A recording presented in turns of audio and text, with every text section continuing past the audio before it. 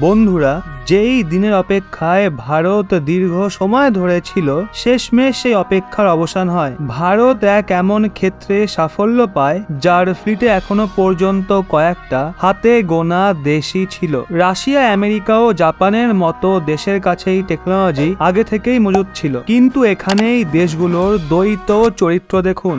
যখন ভারত এই নিয়ে কাজ করা শুরু করেছিল, তখন ওই দেশগুলো চিন্তা প্রকাশ করেছিল, আর আমেরিকা বলেছিল ভারত মিসাইল বানাতে ক্রায়োজেনিক ইঞ্জিনের ব্যবহার করতে পারে। আসলে আমেরিকা সহ কিছু শক্তিশালী দেশ চাইছিল না ভারত ক্রায়োজেনিক ইঞ্জিনের টেকনোলজি অর্জন করে বিলিয়ন বিলিয়ন ডলারের স্পেস সায়েন্স ফিল্ডে পা রাখতে পারে। কিন্তু ভারতের জেদ ছিল সেও CE-20 ক্রায়োজেনিক ইঞ্জিনের নির্মাণ করবে, কারণ এই ধরনের ইঞ্জিনের মাধ্যমে বেশি ওজনে স্যাটেলাইটের লঞ্চিং খুবই সহজে করা যেতে পারে। ওদিকে ওই দেশগুলোর এই বিষয়টার ভয় ছিল, যদি ভারত মিসাইলের প্রয়োগ করে তাহলে দুনিয়ায় তুলকালাম লেগে যাবে। কিন্তু তখনই ভারতের তরফ থেকে বলা হয়েছিল এই বিশেষ টেকনিকের ব্যবহার কেবল স্পেস টেকনোলজিতে করা হবে। তো এখন আপনাদের বলে দিই, ভারতের ইসরো এক এমন টেকনোলজির ব্যবহার করে ইঞ্জিনের সফল পরীক্ষা করেছে যা নির্মাণ করা সব দেশের পক্ষে সম্ভব নয়। যে ইঞ্জিনের সফল পরীক্ষা করা হয়েছে সেই ইঞ্জিনের নাম CE-20 ক্রায়োজেনিক রকেট ইঞ্জিন। এই ইঞ্জিনের ব্যবহার ইসরোর দ্বারা ভবিষ্যতে GSLV মিশনে করা হবে। ওদিকে ইসরো তরফ থেকে দেওয়া তথ্য অনুসারে 22 টন থ্রাস্ট স্তরে ক্রায়োজেনিক ইঞ্জিন CE-20 কে সবচেয়ে দীর্ঘ 650 সেকেন্ড সময় পর্যন্ত সফলভাবে চালানো হয়। এই হট টেস্ট তামিলনাড়ুর মহেন্দ্রগিরিতে অবস্থিত ইসরো প্রপালশন কমপ্লেক্সে করা হয়। বন্ধুরা, এই পরীক্ষার দ্বারা ক্রায়োজেনিক ইঞ্জিন CE-20 কে ফ্লাইটের জন্য 22 টন থ্রাস্টের ক্ষমতা অর্জিত হয়েছে। এই পরীক্ষার দরুন ক্রায়োজেনিক ইঞ্জিন CE-20 কে প্রথম 40 সেকেন্ড পর্যন্ত 20.2 টন থ্রাস্ট স্তরে পরিচালিত করা হয়, আর তারপর 20 টনের সামান্য স্তরে পরিচালিত করা হয়। পরবর্তী 435 সেকেন্ড পর্যন্ত ইঞ্জিনকে 22.2 টন থ্রাস্ট স্তরে পরিচালিত করা হয়। ওদিকে এর আগে ইঞ্জিনের মোট 2720 সেকেন্ড পর্যন্ত হট টেস্ট করা হয়ে গেছে। ওদিকে 650 সেকেন্ডের পরীক্ষার পর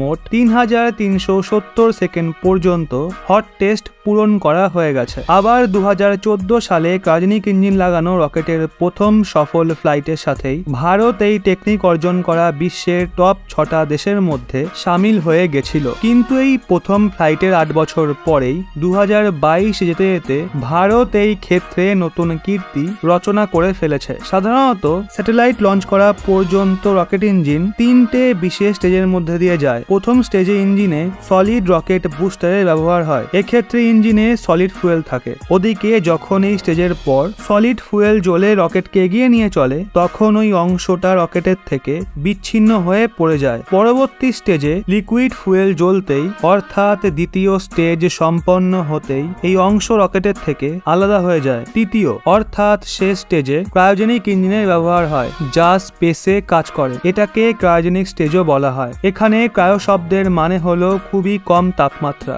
মানে এমন ইঞ্জিন যা ভীষণ কম তাপমাত্রায় কাজ করে, সেটাকে ক্রায়োজেনিক ইঞ্জিন বলা হয়। ক্রায়োজেনিক ইঞ্জিনে ফুয়েল রূপে লিকুইড অক্সিজেন ও লিকুইড হাইড্রোজেনের ব্যবহার হয়। এটাকে যথাক্রমে -183 ডিগ্রি ও 253 ডিগ্রি সেন্টিগ্রেডে স্টোর করা হয়। এই গ্যাসকে লিকুইডে বদলে সেটাকে 0 থেকেও কম তাপমাত্রায় স্টোর করা হয়। ক্রায়োজেনিক ইঞ্জিনের টেকনোলজি এত কঠিন এর জন্য হয় কারণ ক্রায়োজেনিক ফুয়েলকে লিকুইড স্টেজে রাখার জন্য সেটাকে ভীষণই কম তাপমাত্রায় স্টোর করতে হয়। ওদিকে এই ফুয়েলের ব্যবহার স্পেসে করা হয়, কারণ স্পেসে ভীষণ কম তাপমাত্রা ও বায়ুমণ্ডলের অনুপস্থিতি অর্থাৎ অক্সিজেন না থাকার কারণে ওখানে সাধারণ ফুয়েলের ব্যবহার করা যায় না, যা পৃথিবীতে ব্যবহার করা যায়। এখন আপনারা বুঝতেই পারছেন ভারত কত বড় ফিল্ডে সফলতা অর্জন করেছে, আর এর ফলে ভারতের স্পেস সেক্টর আগামী সময় অনেক দ্রুতগতিতে গ্রো করবে। এবার বন্ধুরা, আমরা এগিয়ে যাই আমাদের পরবর্তী খবরের দিকে। আর এই খবর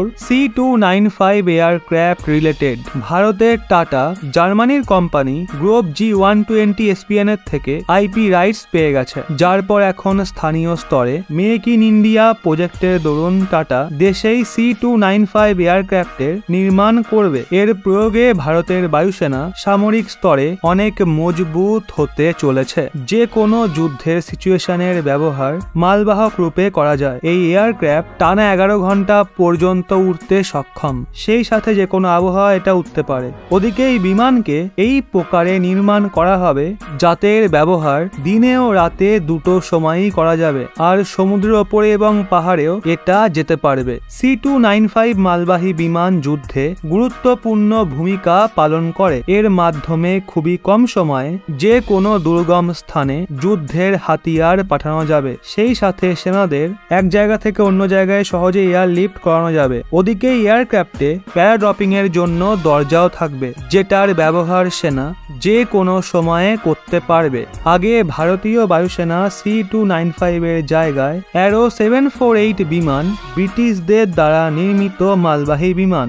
ওদিকে ভারতকে এয়ারবাস 2023 থেকে 2025 এর মাঝে 16টা বিমান সরবরাহ করবে, আর তারপর 40টা বিমানকে টাটার দ্বারা ভারতেই অ্যাসেম্বল করা হবে। এই কারণেই এর আইপি রাইট পাওয়া ভারতের জন্য এবং টাটা কোম্পানির জন্য অনেক ভালো খবর। বন্ধুরা, আজকের মতো এখানেই শেষ করলাম।